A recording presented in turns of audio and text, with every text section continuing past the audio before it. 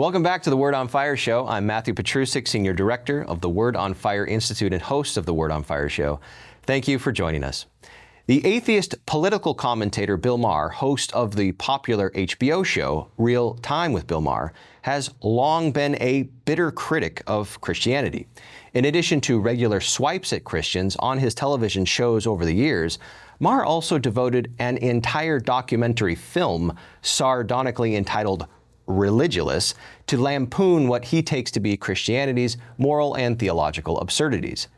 However, Maher has recently tempered his anti-Christian rhetoric and started focusing his biting wit on criticizing progressive woke ideology, condemning positions like neo-racism, the denial of biology, the stifling of free speech, and the division of the world into simplistic oppressors versus oppressed categories in ways that the Catholic tradition would largely agree with. In light of this apparent shift, is it time for people of faith to reassess Bill Maher? Has one of Christianity's most vocal opponents now become an ally or perhaps even a friend? Or is Maher's apparent détente with Christianity only temporary? Here to help us think through these and related questions is Bishop Robert Barron.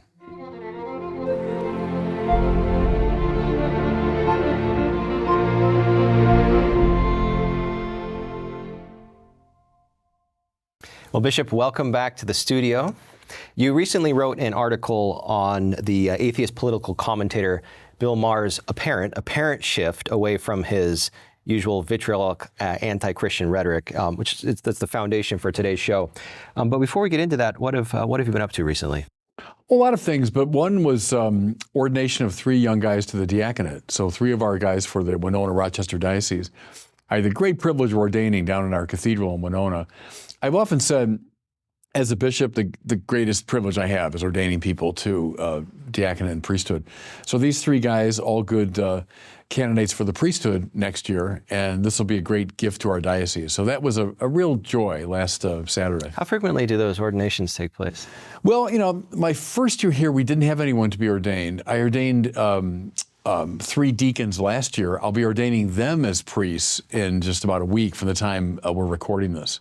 So the next several years, I'll be ordaining people for our diocese to the priesthood. All right.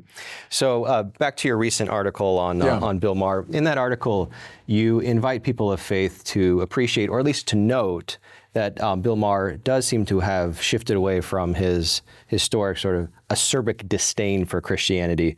And we're going to get into that and his move towards some moral and political positions that appear to be at least basically consonant with the Catholic social thought tradition.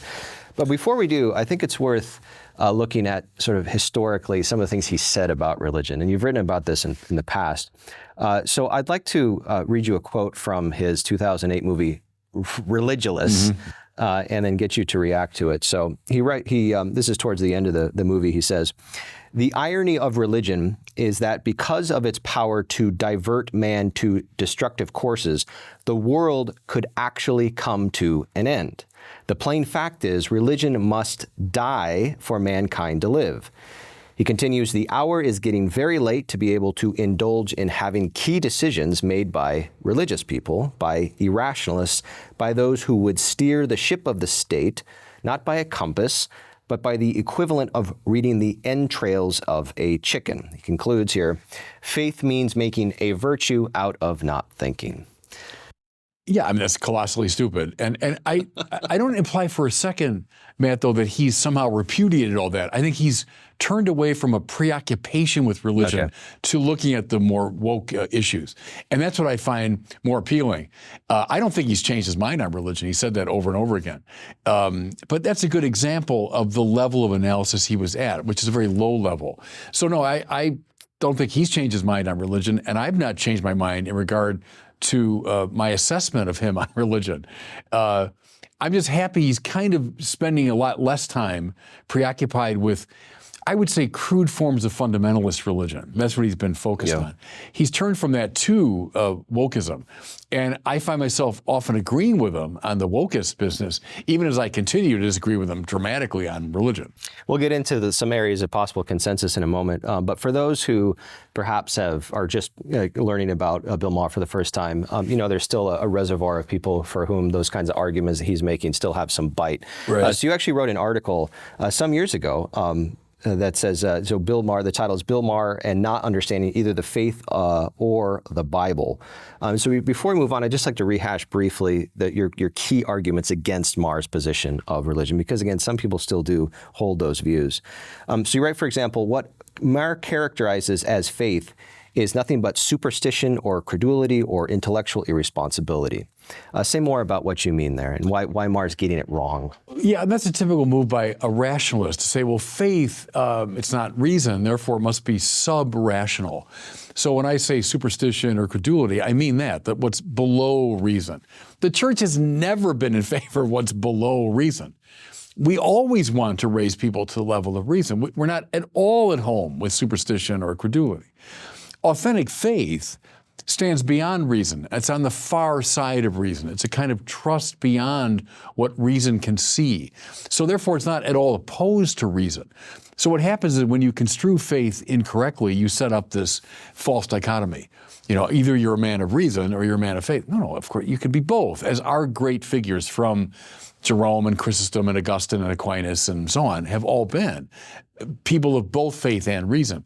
So that's the problem he falls into there, is he first misconstrues faith as infra-rational rather than supra-rational, and thereby falls into this false dichotomy. And as you say correctly, that's entertained by an awful lot of people.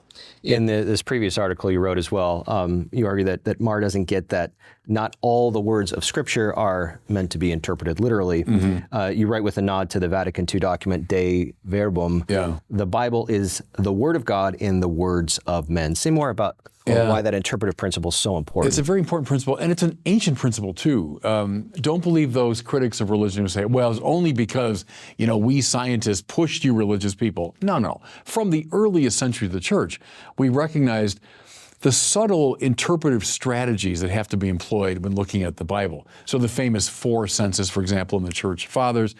Augustine gives us, in the 4th century, richly non-literalistic readings of key texts in the Bible.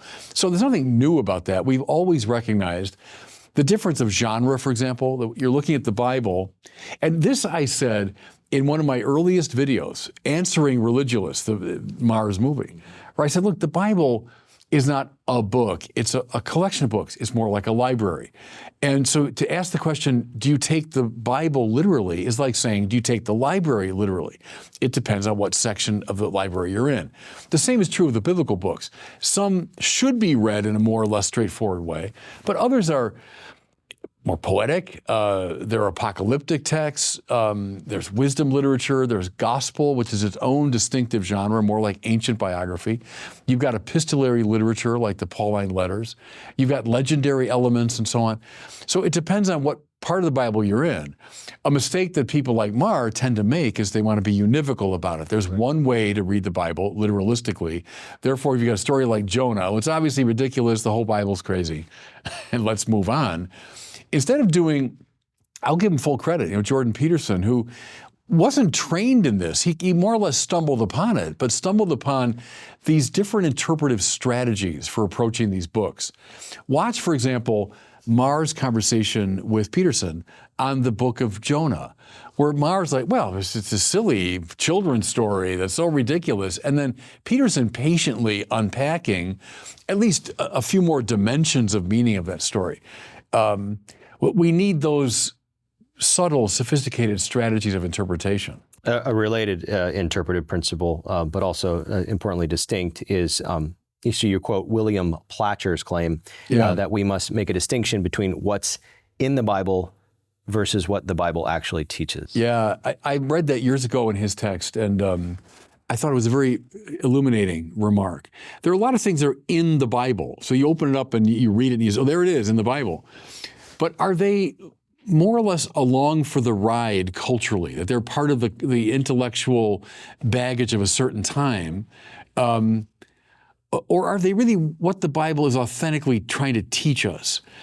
To get at that latter principle, I think you have to look at what I'd call patterns, themes, and trajectories within the Bible. Simply to open it up and say, oh, there it is in the Bible. Well, what are you pointing to? Something kind of along for the ride culturally, or something that belongs to the central teaching trajectory of the Bible? Now, I'd speak as a Catholic here. That's why you need the church. Right. You need an interpretive tradition that goes all the way back, disciplined finally by the authority of the church to say, this is what the Bible's teaching. When you get rid of that, you jettison that, and now everyone becomes his own pope, essentially, we have this problem. Then everyone interprets it according to his own lights. The Catholic Church has always recognized the central importance of an interpretive referee, if you want. Let's now move into, so that's what Bill Maher is getting wrong, and probably still getting wrong. We haven't seen any evidence of a shift yet. But let's now turn into his potential political shift in the values that he's affirming. So in this recent article that you wrote, you identify a number of positions in the radically progressive wokist ideology. Yeah. Let me list some of them that Maher is rejecting, and you think that he's right to reject, and we'll see why the consensus is there at a deeper level. So the first is a strict limitation on the freedom of speech and a desire to cancel opposing views. So Maher is completely against that, and you say, hooray for him! Right. Yeah. Yeah, I don't know, Matt, it was a couple years ago, I'd watch his show real time. It would come on, cable. I'd stumble across it. And he always had interesting people on, and, he's funny. And so I would watch it. When he was preoccupied with religion, I found him, off-putting. But as I kept watching him and he was critiquing this woke business, I found myself saying, yeah, right. And a surprising amount of the time, I found myself agreeing with him. And that's a good example. He's an advocate of freedom of speech, hates the cancel culture, which is essential to wokeism. If I disagree with you, I have to destroy your life, not just make a case against you using rational means in the public forum. I have to destroy your life. That's deeply illiberal. So here, liberalism as a positive set of values, that's a deeply illiberal position to take. And it is sadly typical of wokeism. So there I very much agree with him. Another issue that within progressive wokist politics that he strongly condemns is what you describe as a re-racialization of consciousness. Absolutely. I'm a Martin Luther King man. He's one of my heroes. And King, who dreamed of a colorblind society where my children are judged not by the color of their skin, but by the content of their character. Amen. I still think that's a great ideal. The trouble with so much of the wokist rhetoric and literature is they explicitly go against that. They'll explicitly say that Martin Luther King's ideal is not an ideal. Mm-hmm. We don't want a colorblind society. In fact, we become hypersensitive in a way that's even redolent of pre-civil rights America, hypersensitive to even the subtlest demarcations along racial lines. I'm with King. I think we should stop judging people in any way by the color of their skin and focus on the content of their character. I'm for a meritocracy as King was. So I think the colorblind society is still an ideal, and I think Bill Maher does too. And that's why we're both uneasy with this, indeed, re-racialization of our consciousness. We're extremely conscious of racial differences. Let's move beyond that. Let's follow King's dream, which was, I think, also ultimately the dream of the great liberal political tradition. Some have categorized the progressive conception of race as a form of neo-racism. Do you think that's accurate?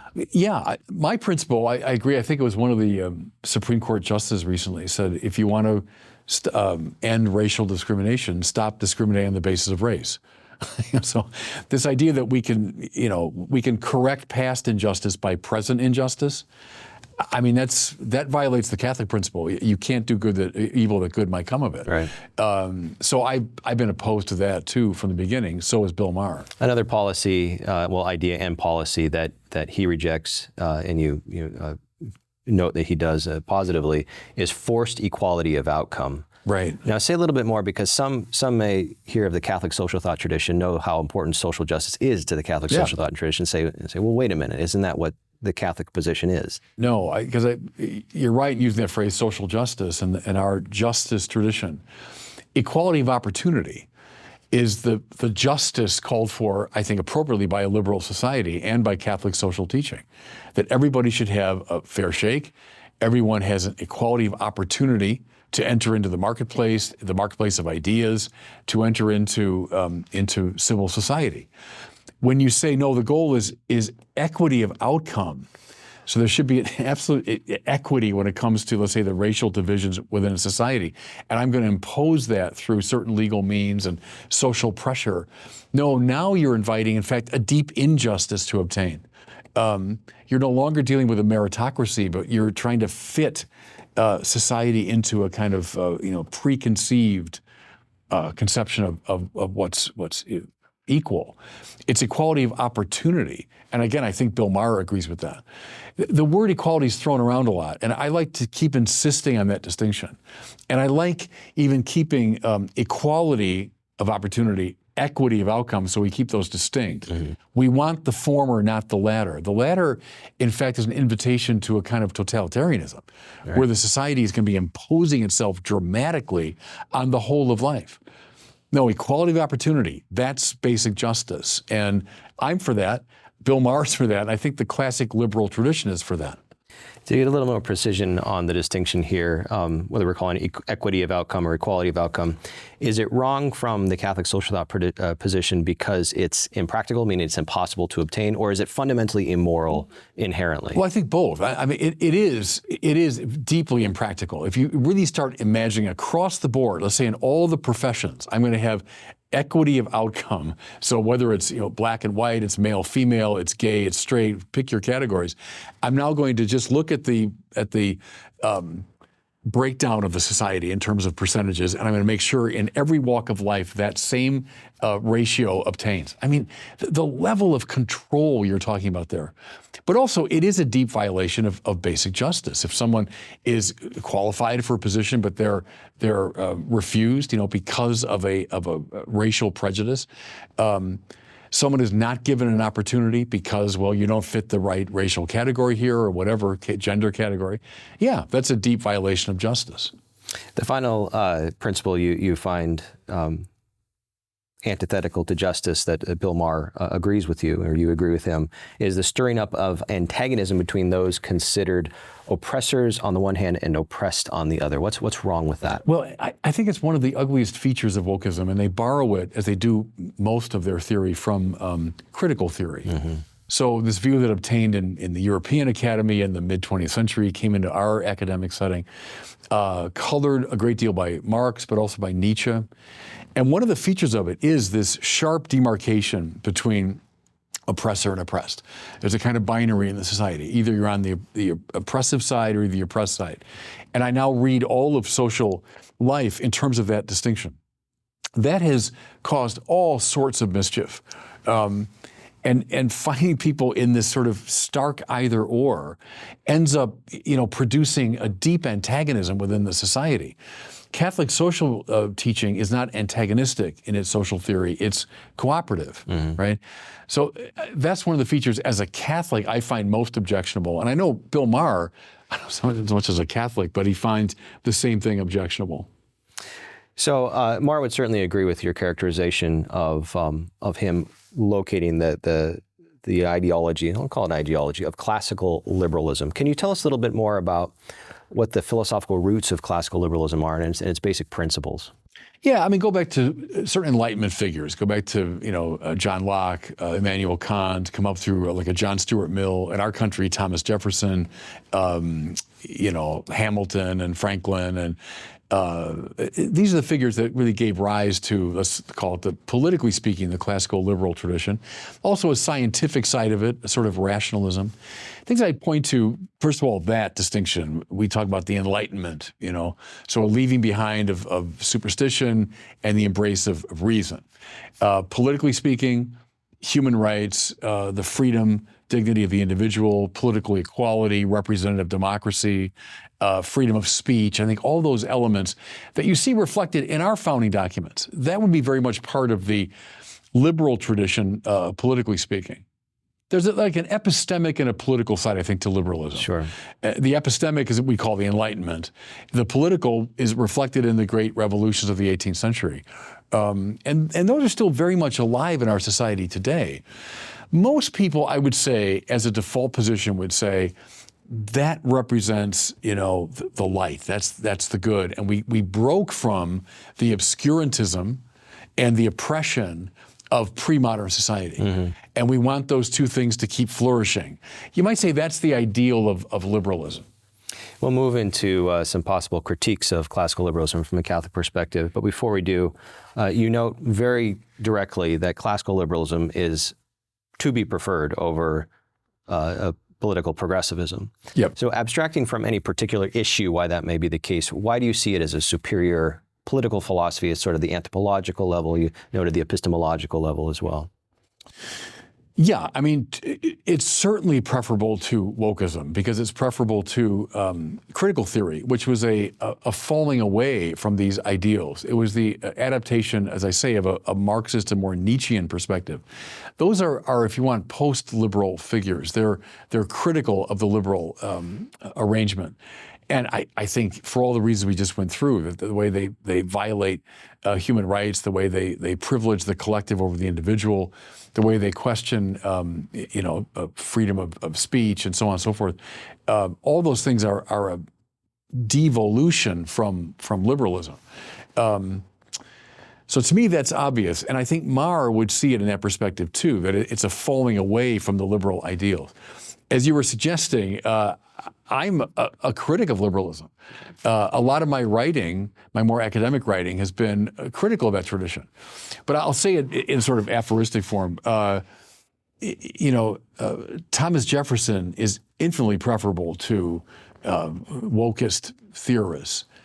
But Thomas Jefferson is no Thomas Aquinas. Mm-hmm. So I would prefer Thomas Aquinas to Thomas Jefferson, but I much prefer Thomas Jefferson to critical theory and to wokeism.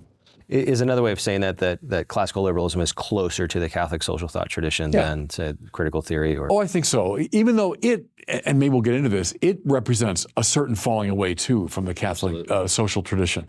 So, I've just recently had dialogues with Patrick Deneen and with David Schindler, and these are people famous for their critiques of liberalism. And I would share a lot of that, too. But I prefer it to wokeism, for sure. Well, let's get into some of those critiques. So you wrote, and you noted this in the article, this is a book some time ago called The Priority of Christ Toward a Post-Liberal Catholicism that includes some critiques of liberalism. So what are your critiques representing the Catholic social thought tradition, critiques of liberalism, classical liberalism? Let me try to reduce it maybe to one thing, is the liberal focus on autonomy and on freedom can often take the form of this culture of self-invention that I've been critical of. Mm-hmm. If my freedom is absolute, my freedom comes first, then I can determine my values. There can be a questioning within it of the objectivity of moral value, of political value. So, for example, when Jefferson says we have the right to life, liberty, and the pursuit of happiness, that word pursuit to me is very interesting because the classical tradition, say Thomas Aquinas, would have been massively interested in what actually makes us happy. Right. What is happiness? And there'd be a right way to pursue that. And that politics should be organized along those lines. By Jefferson's time, there's a great skepticism about those claims to know absolute moral value and what happiness is. And so we settle, as it were, for live and let live. You got right to life and to your freedom and to pursue happiness as you see fit. Well, I'm going to see it in a different way, perhaps, and you'll see it in a different way. What's lost in liberalism, and here I agree with the Deneens and Schindlers, is a kind of social cohesion around key moral values. Government becomes, in liberalism, protective rather than directive. Mm-hmm. It's protective of my rights.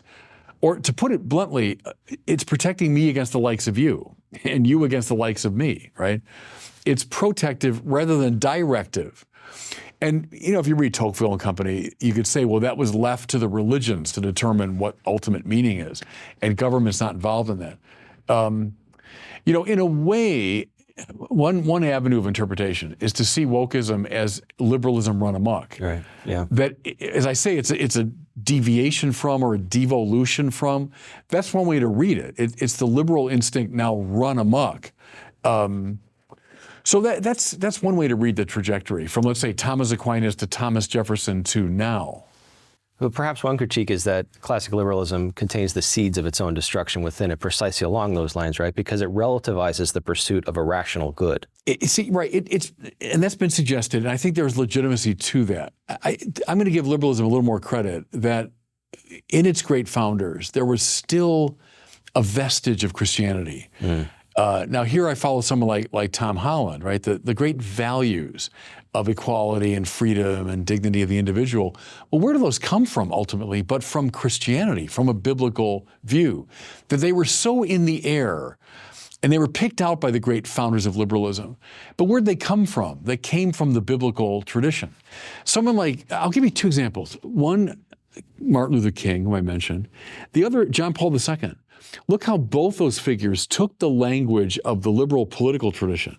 They took the language of Jefferson and company, but they gave it a moral spin. So King, coming out of the biblical tradition, as was John Paul II, both took liberal language of freedom, rights, dignity of the individual, and they gave it a biblical spin. So it wasn't in their reading so much John Locke as it was St. John. It wasn't just sort of a secular political liberalism. It was a liberalism informed, at least indirectly, by the Bible. So there I'll give the great liberal political figures credit in the measure that they were going at least on the fumes of a Christian culture that was still, operative. Connected to your critique of classical liberalism generating a culture of, as you call it, of self-invention, with autonomy at the center. Yeah. We've seen this play out in practice, but there's also the question of whether it necessarily must be so, that classical liberalism will lead to great moral evils of abortion and euthanasia. Is there a way to conceive of classical liberalism in a way that those evils would not result from that political philosophy? Not if we follow that path, as you say, toward the culture of self-invention. So if it conduces toward that, then we're probably doomed. That, sure, if that's something you think is right, and who am I to tell you what to do or not to do? If the liberal tradition continues to be informed by a biblical and moral vision, then I think you could salvage it. But I don't know. Many indications today are that indeed it's followed that trajectory toward a relativism and toward a subjectivism. And as I've said before, in many ways, it's the default position of every teenager in America, right? Mm-hmm. That I can decide my own values. Watch some of these, interesting to me, these debates on campuses when students get up from this, I guess it's Gen Z, and there's no absolute morality. It's just my point of view and your point of view. And then the rejoinder, well, what about, Auschwitz? Was that right or wrong? Well, I think it's wrong. I think for sure it's wrong. Yeah, but what if the Gestapo agent thought it was just fine and it came out of his culture? I mean, well, I don't know. I have to respect other people's opinion. That's the position that they backed themselves into. You couldn't imagine Martin Luther King saying that. Right. And stay with King for a second. The letter from the Birmingham City Jail, in which he defends, his social protest. And whom does he rely upon? Yes, indeed, the founders of our country, but behind them, Thomas Aquinas. So he cites the natural law tradition that says there are some laws that are indeed unjust. Well, he's appealing to an objective moral set of principles. That's what allowed King, I think, to be a very powerful advocate coming up out of that liberal tradition. But in the measure that Thomas Aquinas got lost completely, then we have the problem that we're talking about now. So to conclude, and circling back to Maher here, let's say that he does remain completely unchanged in his real disdain for Christianity, but he does hold these views that are somewhat consonant with the Catholic social thought tradition. Can you give us some advice, evangelically speaking? How do we engage those who we do have this overlap, but also this level of maybe even call it hatred as well?